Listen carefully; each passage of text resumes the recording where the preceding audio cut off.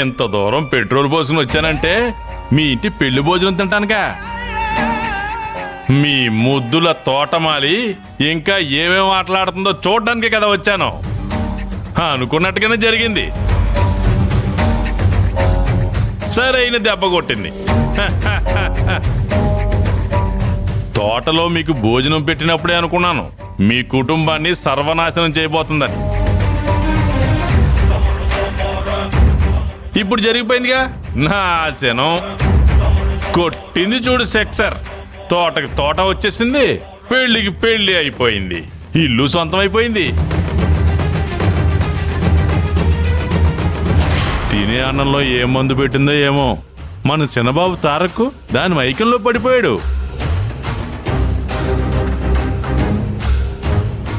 చేపలు పట్టడం ఏంటి, సెల్ఫీలు దిగడం ఏంటి, సైకిల్ మీద ఇద్దరు వెళ్ళడం ఏంటి, అబ్బబ్బబ్బబ్బబ్బా, దీని ఏషాలు అన్నీ ఇన్ని కావు. వదిన గారు పాపం ఏమారిపోవడమే కాకుండా ఇలా అవమానపడి మాటలు పడి కూడా చూస్తూ ఉన్నారు. నేను ముందుగానే మా అన్నయ్యని హెచ్చరించాను. మనం ఏదైనా ఒక పని చేస్తున్నప్పుడు మనకి కీడు జరగబోతుందంటే మూలన ఉన్న కీచురాయి కీచ్ కీచమని సౌండ్ చేస్తుంది. అప్పుడు మనమే జాగ్రత్త పడాలి అని. కీచురాయి అరిచినట్టు నేను ఎన్నిసార్లు చెప్పాను? అరిచి గగ్గోలు పెట్టాను, దీన్ని తరిమేయండి అని. ఆ ముద్దుల తోటమాలే ముఖ్యమని అలానే పెట్టుకున్నారు. ఇప్పుడు చూడండి, నడి ఈదులోకి తీసుకొచ్చి మిమ్మల్ని అందరినీ కూర్చోబెట్టింది కదా.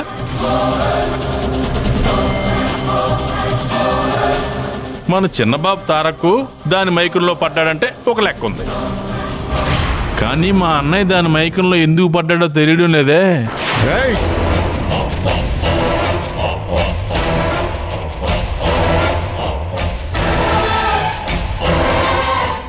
రుద్రపతి, పాపం వాళ్లే మనసు కుంగిపోయి కొండంత బాధలో ఉంటే నువ్వు ఇంకా కాకిలా పొడుచుకు తింటావేంటి?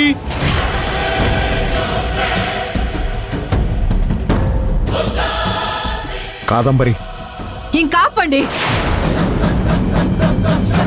రే తారక్, సంతోషమేనా? ఇప్పుడు నీకు సంతోషమేనా? ఈ కీర్తి ప్రతిష్టలన్నీ మా ప్రియమైన తల్లిగారికే. ఎచ్చి ఆపరా. చూసావు కదా, చూసావుగా, నా కళ్ళ ముందు నిలబడి మాట్లాడడానికి భయపడే వాళ్ళంతా వేలెత్తి చూపుతున్నారా. దీనంతటికి నువ్వేరా కారణం. ఎందుకురా, ఎందుకు ఇలా చేశావు? కాదంబరి, కోప్పడకుండా నేను చెప్పేది కొంచెం విను. ఏం వినాలి? దీనికి మించి ఏం వినాలి అంటారు? అన్నిటికీ కారణం మీరు మాత్రమే. చూశారు కదా, దొరగారు నా మీద పగ తీర్చుకోవడానికి వాడి జీవితాన్ని వాడే నాశనం చేసుకుంటున్నాడు. ఎందుకురా, ఎందుకు? నా మీద పగ తీర్చుకోవడానికి నీకు వేరే దారే దొరకలేదా? ఇదే దొరికిందా? రే రే, నువ్వు నా కడుపునే పుట్టావా? అసలు నువ్వు నా కొడుకువేనా? చెప్పరా, చెప్పు.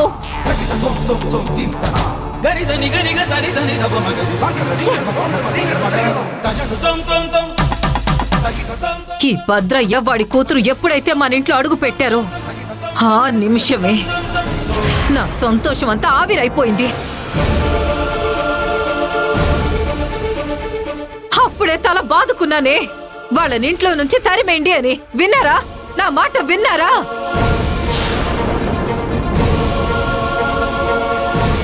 వాళ్ళని నెత్తి నెక్కించుకున్నారు. జరిగిన దానికి అందరి ముందు తల దించుకుని నిలబడ్డాను. సంతోషమేగా ఇప్పుడు? సంతోషమేగా? రే భద్రయ్య! అమ్మగారు, ఏంట్రా ఏం చేశారు? నా కొడుకుని ఏం చేసి చచ్చారా? అమ్మా, మీ కొడుక్కి మంచిగా పెళ్లి జరగాలని నా బిడ్డ ఆ మావుళ్ళమ్మ తల్లిని వేడుకుని మరీ వచ్చిందమ్మా. ఆ మావుళ్ళమ్మ తల్లికి మేమే బలెత్తామమ్మా. ఇప్పుడు ఆ తల్లే మమ్మల్ని బలి తీసుకుందమ్మా.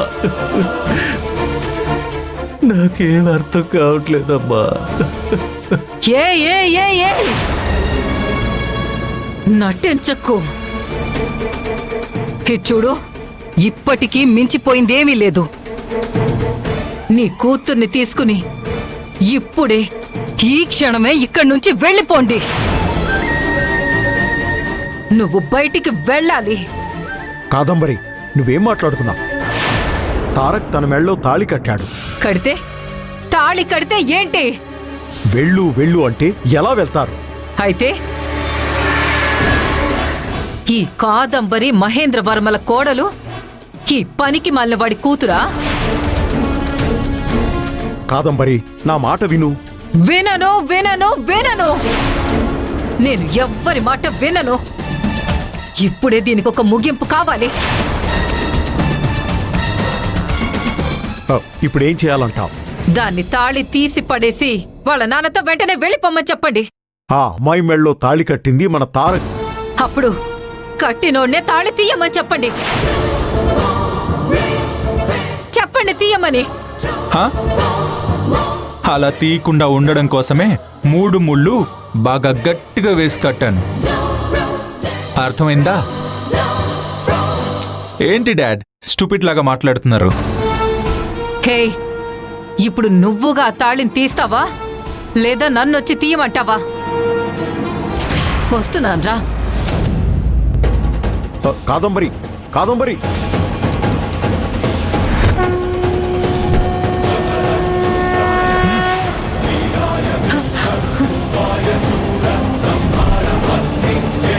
తను నేను తాళి కట్టిన నా భార్య.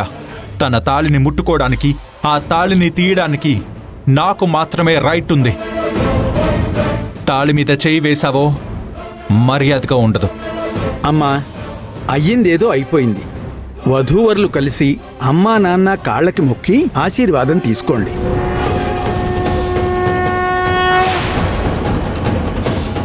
ఏంట్రా తారక్ నువ్వు? డాడ్ కాదంబరి, కాదంబరి, కాదంబరి.